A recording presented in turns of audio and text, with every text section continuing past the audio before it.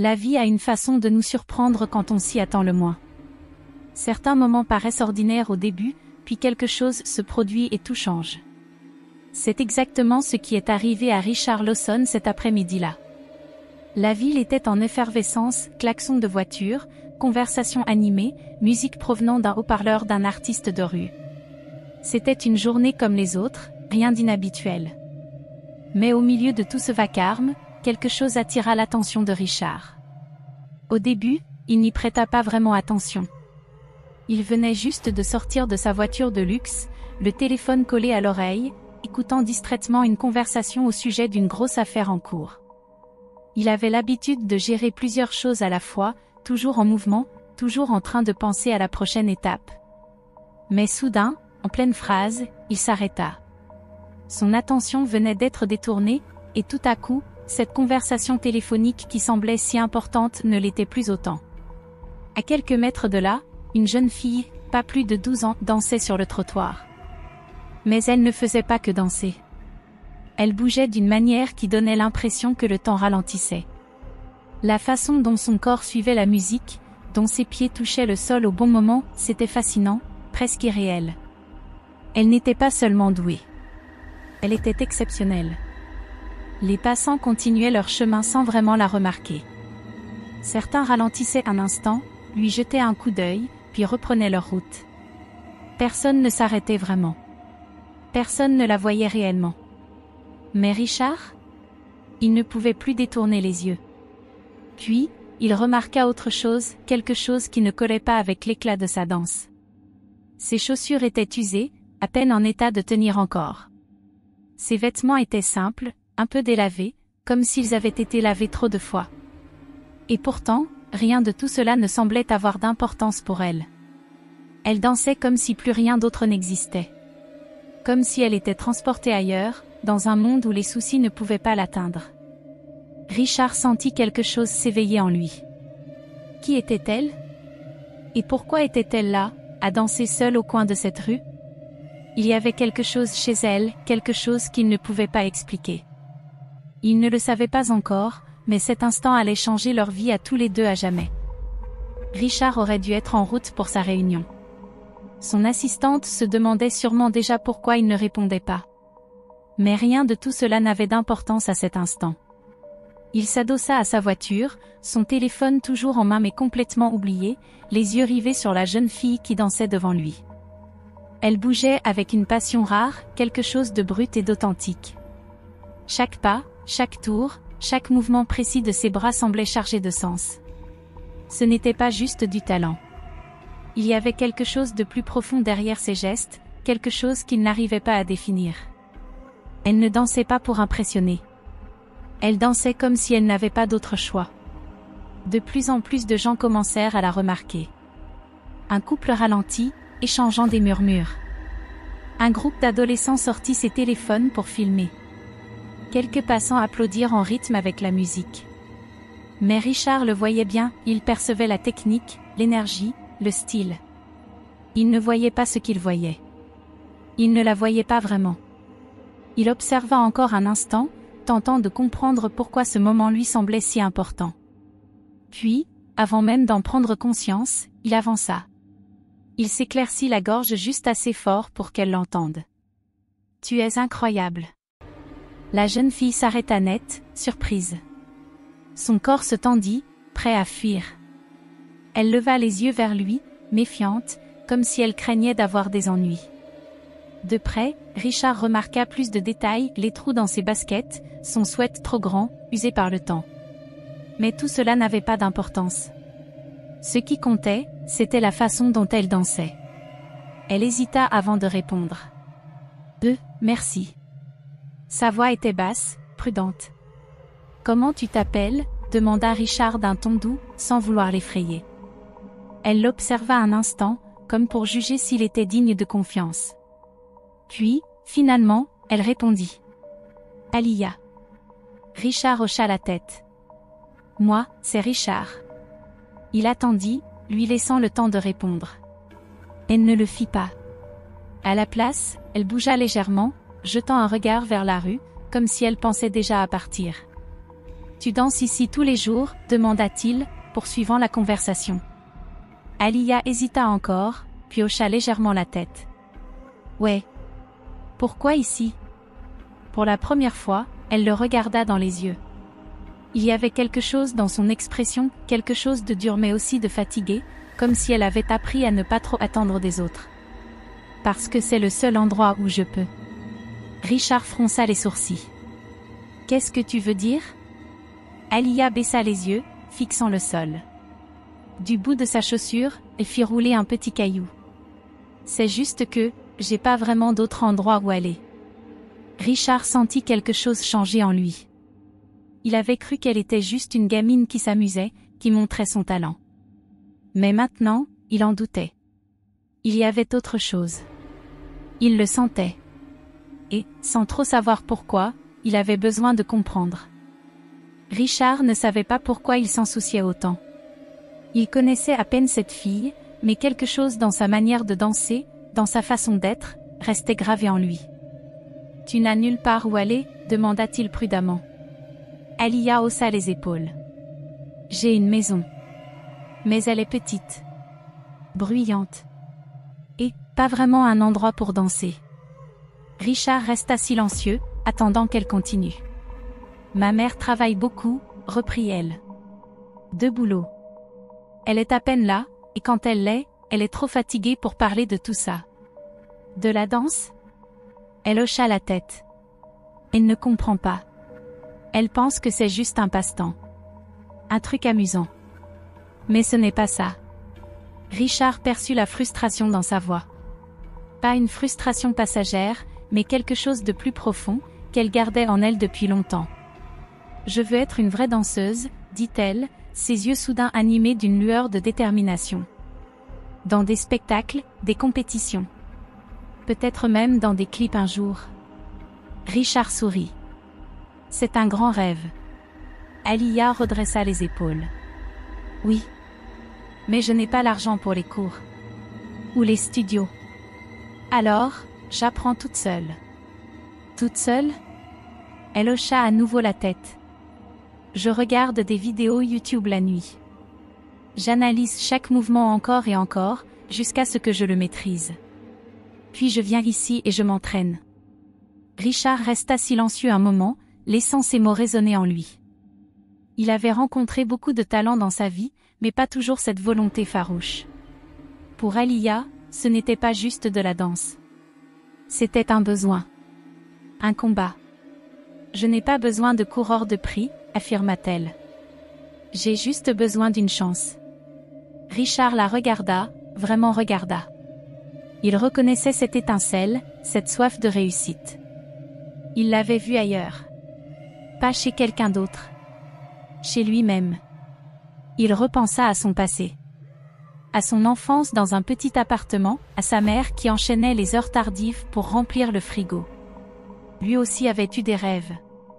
Mais personne n'y croyait. Personne ne pensait qu'il y arriverait. « Je sais ce que ça fait, » dit-il enfin, sa voix plus douce. Alia fronça les sourcils. « Quoi ? Avoir un rêve qui semble trop grand. Avoir l'impression que personne ne le voit comme toi. » Elle le scruta, cherchant à savoir s'il disait la vérité. « Tu voulais être quoi ?» Richard rit légèrement. « Un homme d'affaires. » Alia haussa un sourcil. « Ce n'est pas pareil. »« Non, mais le sentiment, si. » Il croisa les bras. « Je n'ai pas grandi dans l'argent. J'ai dû me battre pour tout ce que j'ai aujourd'hui. Personne ne m'a tendu la main. J'ai dû la saisir moi-même. » Elle ne répondit pas, mais son regard changea. Comme si, pour la première fois, elle réalisait qu'elle n'était pas seule à ressentir ça. Richard prit une inspiration. Il n'avait voulu s'arrêter qu'une minute. Mais partir maintenant lui semblait impossible. Il sortit une carte de visite de sa poche et la lui tendit. « Retrouve-moi ici demain. Même heure. » Alia fixa la carte sans la prendre. « Pourquoi ? » « Parce que je veux t'aider. » Elle croisa les bras, méfiante. « Les gens disent toujours ça. » Richard hocha la tête. « Je sais. Mais moi, je ne dis jamais quelque chose que je ne pense pas. Aliyah hésita, puis tendit lentement la main et prit la carte. Elle baissa les yeux, lisant son nom, le nom de sa société, un numéro qu'elle n'appellerait probablement jamais. Elle releva la tête et plongea son regard dans le sien. « Si je viens et que tu n'es pas là, je ne croirai plus jamais un mot de toi. » Richard sourit. « C'est juste. » Le lendemain, Aliyah revint au même endroit, serrant la sangle de son sac à dos. Son cœur battait fort. Elle ne savait pas pourquoi elle était venue. Peut-être juste pour prouver à elle-même qu'il n'était pas sérieux. On lui avait déjà fait des promesses. On ne les avait jamais tenues. Mais alors, elle le vit. Richard était là. Et il n'était pas seul. À côté de lui se tenait une femme élancée, au port droit et assuré. Ses cheveux poivre et sel étaient tirés en un chignon strict, et ses yeux perçants scrutèrent Aliyah dès qu'elle approcha. Richard sourit. « Aliyah, voici Madame Esmeralda. C'est l'une des meilleures professeurs de danse de la ville. » Aliyah se figea. Ce nom, elle le connaissait. Elle avait vu des vidéos des élèves de Madame Esmeralda, des danseurs incroyables, puissants, presque professionnels avant même d'être adultes. « Qu'est-ce qui se passe ?» demanda-t-elle prudemment. Richard garda son air calme et sérieux. « Je lui ai parlé de toi. Elle veut voir ce que tu sais faire. » Aliyah jeta un regard à Madame Esmeralda, dont le visage restait impassible. La femme croisa les bras. « Danse ?» Aliyah cligna des yeux. « Maintenant ?»« Maintenant » répéta Madame Esmeralda. Aliyah sentit son ventre se nouer. Les bruits de la ville lui semblèrent soudain plus forts, le poids des regards plus lourd. Elle avait dansé sur ce trottoir des centaines de fois, mais aujourd'hui, avec ces deux inconnus qui la scrutaient, dont l'une était une légende, elle eut envie de tourner les talons. Mais elle pensa à toutes ces nuits passées à s'entraîner seule. À toutes ces fois où elle s'était répétée, un jour, quelqu'un me remarquera. Ce jour était arrivé. Elle inspira profondément, ferma les yeux un instant, et laissa la musique qu'elle avait dans la tête prendre le dessus. Puis elle dansa. Elle oublia Richard, Madame Esmeralda, la peur qui menaçait de l'envahir. Elle bougea comme toujours avec chaque fibre de son être, avec toute son âme.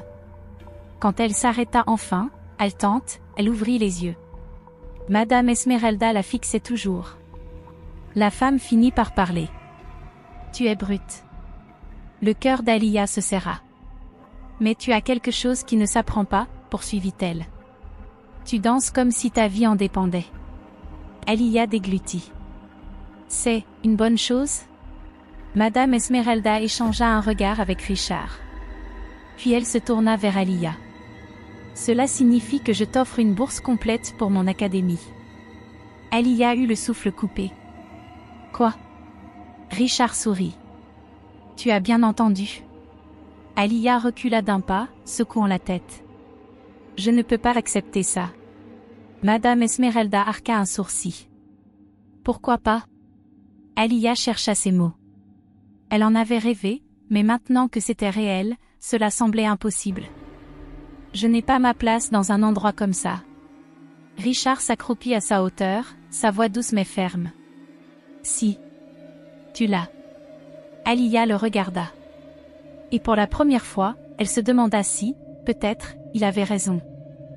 Aliyah se tenait devant les immenses portes vitrées de l'académie, serrant les sangles de son sac à dos si fort que ses jointures en blanchissaient. Elle n'avait jamais mis les pieds dans un endroit pareil. À travers les fenêtres, elle voyait des danseurs s'étirer, s'entraîner devant d'énormes miroirs, leurs mouvements nets et maîtrisés. Tout en ne respirait la perfection. Elle déglutit avec difficulté. « Prête ?» demanda Richard à côté d'elle. Elle ne savait pas quoi répondre. Au lieu d'attendre, il poussa doucement la porte et s'écarta pour la laisser entrer. Dès qu'elle fit un pas à l'intérieur, elle eut l'impression de pénétrer dans un autre monde. Le sol brillait, les plafonds s'élevaient haut, et l'air sentait légèrement le vernis et quelque chose d'onéreux qu'elle ne parvenait pas à identifier. Les élèves se déplaçaient avec une grâce naturelle, le dos droit, les pas légers. Même la façon dont ils nouaient leurs lacets semblait plus élégante que tout ce qu'elle avait jamais fait. Les baskets d'Aliyah lui parurent soudain bien lourdes. Madame Esmeralda ouvrait la marche dans le long couloir, ses talons claquant contre le sol. « Tu seras placé dans une classe de débutants, dit-elle. Mais je t'observerai. » Alia ne savait pas vraiment ce que cela signifiait, mais elle hocha la tête. Les autres élèves de la classe avaient à peu près son âge, mais ils semblaient tous avoir dansé depuis leur naissance. Leur juste corps leur allait parfaitement, leurs cheveux étaient soigneusement attachés, et leurs chaussons de ballet semblaient doux et neufs. Elle sentit immédiatement leur regard sur elle. Quelques-uns chuchotèrent. Une fille, occupée à ajuster le ruban de son chausson, jeta un regard aux baskets usées d'Alia et Ricana. « Elle porte ça ?» Le ventre d'Alia se noua. Madame Esmeralda claqua des mains, imposant le silence. Tout le monde en place. Les élèves se mirent rapidement en position. Alia hésita, ne sachant pas où aller. Le regard de Madame Esmeralda se posa sur elle. Alia. Elle leva les yeux. Danse. Alia cligna des paupières. Quoi? Les autres élèves se tournèrent vers elle. Tu as bien entendu. Madame Esmeralda croisa les bras. Danse. Le cœur d'Alia battait à tout rompre. Elle n'était pas prête. Elle n'avait pas eu le temps de s'échauffer, de s'étirer, de réfléchir. Elle chercha Richard du regard. Il lui adressa un léger signe de tête. Alia prit une profonde inspiration. Puis, la musique commença. Elle ferma les yeux. Et elle bougea. Tous ses doutes, toute sa nervosité disparut. Son corps se souvenait de ce que son esprit voulait oublier. Elle tourna, sauta, laissa le rythme la guider comme toujours. Il n'y avait ni miroir, ni chorégraphie répétée des centaines de fois. Juste elle et la musique, comme cela avait toujours été. Lorsqu'elle s'arrêta, la salle était silencieuse. Elle ouvrit les yeux, le cœur battant à tout rompre. Tous les élèves la regardaient. Mais ce n'était pas du jugement. C'était de la stupéfaction. Même ceux qui avaient murmuré à propos de ses chaussures restaient figés, la bouche légèrement entr'ouverte. L'expression de Madame Esmeralda avait changé, elle aussi. Lentement, elle se tourna vers Richard, son regard toujours fixé sur Alia. « Où l'as-tu trouvé ?» chuchota-t-elle. Les semaines passèrent, et Alia se transforma sous les yeux de tous. Elle s'entraîna plus dur que quiconque à l'académie, absorbant chaque leçon, chaque correction, chaque mouvement. Ce qui n'était au départ qu'un talent brut, indéniable, devint peu à peu quelque chose de plus grand encore, une véritable maîtrise. Ses professeurs murmuraient à son sujet dans les couloirs. Les autres élèves, ceux-là même qui avaient douté d'elle, l'observaient à présent avec admiration. Certains lui demandaient même des conseils. Et Richard? Il passait dès qu'il le pouvait, regardant depuis l'embrasure de la porte, sans jamais interrompre, seulement pour observer cette fille qui, autrefois, dansait sur un trottoir et qui, désormais, s'épanouissait dans un endroit où elle n'avait jamais cru appartenir. Puis arriva le grand spectacle. Le gala annuel de l'Académie était un événement prestigieux, attirant des invités de marque, des recruteurs, et des professeurs renommés du monde entier. Alia avait décroché un solo. Elle s'était entraînée sans relâche, bien après que tous les autres soient rentrés chez eux, perfectionnant chaque pas, chaque tour. Mais il y avait une personne qu'elle voulait voir dans le public plus que quiconque. Le soir de la représentation, elle scruta la foule jusqu'à ce qu'elle la trouve, sa mère, assise dans la salle, les yeux écarquillés, les mains serrées l'une contre l'autre. Richard s'était assuré qu'elle ait une place au premier rang. Les lumières de la scène s'éteignirent. La musique commença. Et Alia dansa. Chaque pas racontait son histoire, chaque saut, chaque mouvement parlait de cette fille qui avait dansé seule dans la rue, qui s'était battue pour ses rêves alors que personne ne les voyait. Mais ce soir, ils les voyaient tous. Sa mère porta une main à sa bouche, les larmes aux yeux. Elle avait toujours su qu'Alia aimait danser, mais elle n'avait jamais compris à quel point. Elle ne l'avait jamais vue comme ça, confiante, puissante, rayonnante. « Je ne savais pas », murmura-t-elle. « Je ne savais pas qu'elle était aussi douée. » Richard, assis quelques rangs plus loin, les bras croisés, observait avec une fierté silencieuse. Il avait connu de nombreuses réussites dans sa vie, bâti des entreprises, gagner plus d'argent qu'il n'en aurait jamais rêvé enfant. Mais ça? Ce moment? Voir une petite fille qui dansait seule dans la rue briller à présent sur scène devant des centaines de spectateurs? Cela comptait encore plus. La dernière note retentit, et Alia prit sa pause finale. Un instant de silence plana sur le théâtre. Puis une ovation. Une acclamation assourdissante. Le public se leva, applaudissant, acclamant. Elle inspira profondément, baignée par la lumière de la scène, puis s'inclina lentement. Elle y était arrivée. Richard expira, un léger sourire aux lèvres. Les gens pensaient toujours que la réussite se résumait à l'argent, au pouvoir. Mais la véritable réussite, c'était ça, voir du potentiel là où personne d'autre ne le voyait, donner une chance à quelqu'un quand personne d'autre ne l'aurait fait. Alors que les applaudissements continuaient de résonner, il repensa à la première fois où il l'avait vue, dansant de toute son âme sur ce trottoir bondé. Parfois, aider une seule personne pouvait tout changer. Et parfois, si on avait la chance de vraiment voir quelqu'un, on pouvait être témoin de la naissance d'un prodige. Richard sourit. C'est elle qui m'a trouvé.